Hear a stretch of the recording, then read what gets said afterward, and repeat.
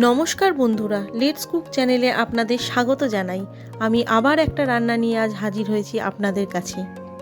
আমার আজকের রেসিপি আমের জেলি আচার। এই আমের জেলির আচার কীভাবে বানাচ্ছি তাহলে চলুন একবার দেখিয়ে দিই।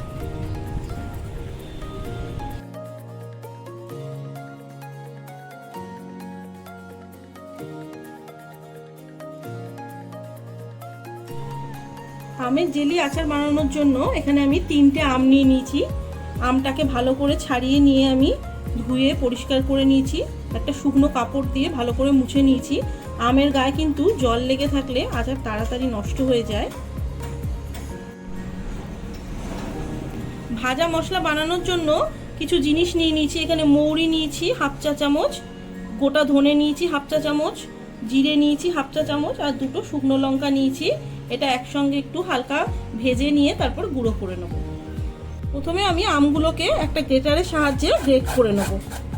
এইভাবে সম্পূর্ণ আমটা কিন্তু গ্রেট করে নিয়েছি খুব ভালোভাবে। এইবারে আমি ভাজা মশলাটা রেডি করে নেব। ফ্রাইং প্যানের মধ্যে এখন আমি এগুলোকে সব একসঙ্গে দিয়ে দিচ্ছি। দিয়ে গ্যাসের ফ্লেমটা কিন্তু লোতে রেখে হালকা করে আমি ভেজে নেব। মোটামুটি একটু গন্ধ আসতে থাকলেই সেই সময় নামিয়ে দিতে হবে। বেশি ভেজে নিলে কিন্তু আবার পোড়া গন্ধ হয়ে যাবে। মশলাগুলো থেকে কিন্তু গন্ধ বেরিয়ে গেছে। এই অবস্থায় আমি নামিয়ে দেবো। এর থেকে বেশি কালো হয়ে গেলে কিন্তু মশলাটা তিতো হয়ে যাবে। নামিয়ে এটাকে এখন আমি ঠান্ডা করে তারপর গুঁড়ো করব। আমি এই কড়াইটার মধ্যেই বানাবো। এর মধ্যেই আমি গ্রেট করা আমটা দিয়ে দিচ্ছি আর 1.5 বাটির মতন চিনি দিচ্ছি। আপনারা চিনিটা বুঝে দেবেন, যে যেরকম মিষ্টি খেতে চান, টক মিষ্টি, সেই অনুযায়ী দেবেন।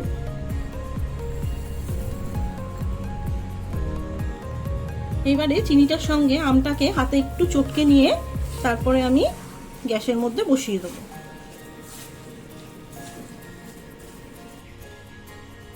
গ্যাসের ফ্লেমটা লোতে রেখে আমি কিন্তু এটা একটু ঢেকে দেবো। 2-3 মিনিটের মতন ঢেকে রাখবো। চিনিটা গলে গেলে তারপরে আমি নাড়াচাড়া করব।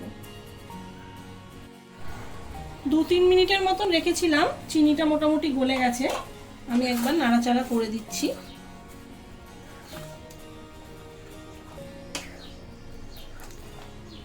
এখন আমি একটু নুন দিয়ে দেবো। হাফ চা চামচেরও কম নুন দিয়ে দিচ্ছি।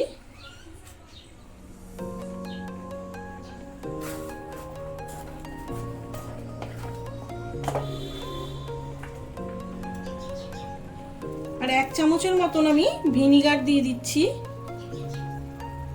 ভিনিগারটা দিলে আচারটা হওয়ার পরে অনেক সময় চিনিটা জমে শক্ত হয়ে যায়। ভিনিগারটা দিলে কিন্তু সেটা হবে না। আর দিয়ে একটু ভালো করে নাড়াচাড়া করে নিয়ে আমি আবার ঢাকা দিয়ে দেবো। মাঝে মাঝেই নাড়াচাড়া করে দেবো একটু ঢাকাটা তুলে 2-3 মিনিট পর পর। আমি আবার ঢাকা দিয়ে দিচ্ছি।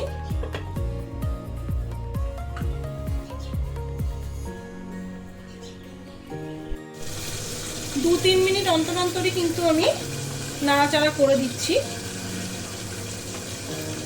চিনিটা কিন্তু এখন সম্পূর্ণভাবে গলে গেছে। এখন আমি আর ঢাকা দেবো না। মোটামুটি 15 মিনিটের মতন ঢাকা ছিল। 2-3 মিনিট অন্তর অন্তর তার মধ্যে আমি নাড়াচাড়া করেছি। এখন আর আমি ঢাকা দেবো না।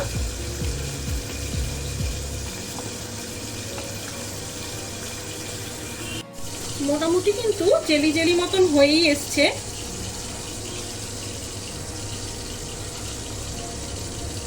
আমি আরো 5 থেকে 7 মিনিটের মতন এটা নাড়াচাড়া করব। এটা কিন্তু নাড়াচাড়া করে যেতে হবে, না হলে কিন্তু তলায় লেগে যাবে। আমার এটা আচারটা হতে মোটামুটি আধা ঘন্টা থেকে 40 মিনিটের মতন সময় লাগলো। আমি আরো 5-7 মিনিটের মতন একটু নাড়াচাড়া করে তারপর ভাজা মশলাটা এর মধ্যে অ্যাড করব। এবারে আমি ভাজা মশলাটা এর মধ্যে অ্যাড করে দেবো। মশলাটা গুঁড়ো করে নিয়েছি।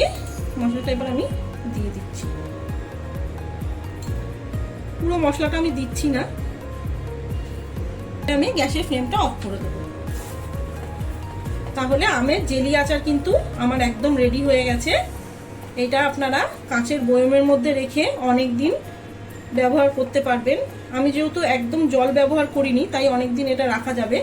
এর মধ্যে জল ব্যবহার করলে কিন্তু খুব তাড়াতাড়ি নষ্ট হয়ে যাবে, বেশি দিন রাখতে পারবেন না এটাকে। তাহলে বাড়িতে অবশ্যই ট্রাই করবেন, এটা কিন্তু খেতে খুবই টেস্টি হয়। আর আমাকে কমেন্টস করে জানাবেন।